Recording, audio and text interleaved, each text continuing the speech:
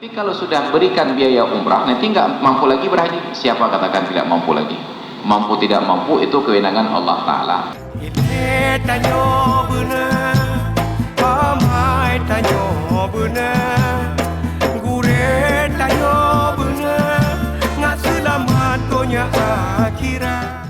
Yang kedelapan, haji dan umrah.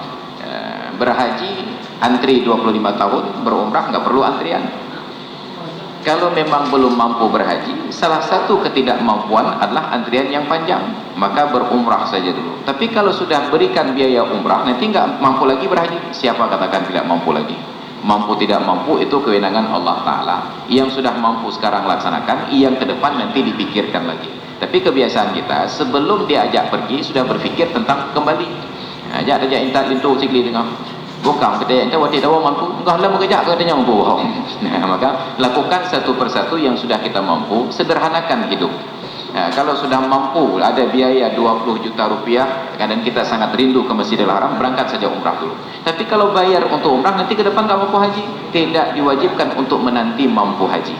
Kalau sudah tiba waktunya akan mampu dengan sendirinya.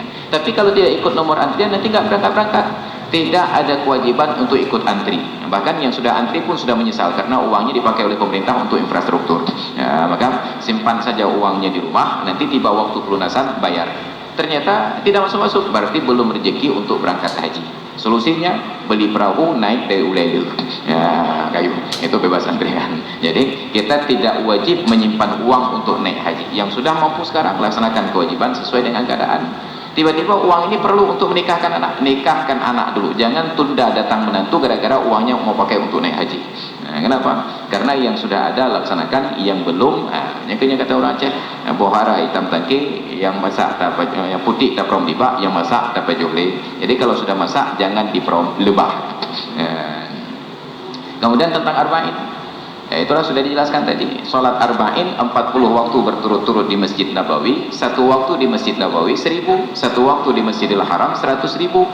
Maka tentang sholat arba'in ini para ulama masih berbeda pendapat, sebab dalil tentang sholat arba'in itu tidak terlalu kuat, hanya menjamin fadilah. Barang siapa yang sholat berjamaah di masjidku ini 40 waktu berturut-turut, Allah tetapkan bebas dari dua perkara.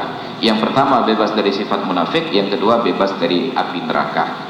Tetapi sholat di Masjidil Haram pahalanya 100.000. Orang yang pandai matematik dan pandai bisnis, mereka akan pilih pahala yang besar daripada fadilah yang kecil dalam waktu yang lama. 8 hari di Masjid Nabawi hanya dapat 40.000. Satu waktu di Masjidil Haram dapat 100.000. Maka Bang Aidham dari Madinah, itu ibarat orang punya mobil rental. Rental itu bahasa Inggris, mobil sewa. Datang seorang kawan ke saya, Ustaz, saya mau sewa mobilnya. Berapa lama? 1 jam saja Ustaz. Untuk 1 jam itu Anda bayar berapa? 1 jam itu saya bayar 100.000 Pak Ustaz. Oh minta maaf, saya nggak mau sewakan 1 jam. 100.000 Pak Ustaz, nggak mau saya 1 jam.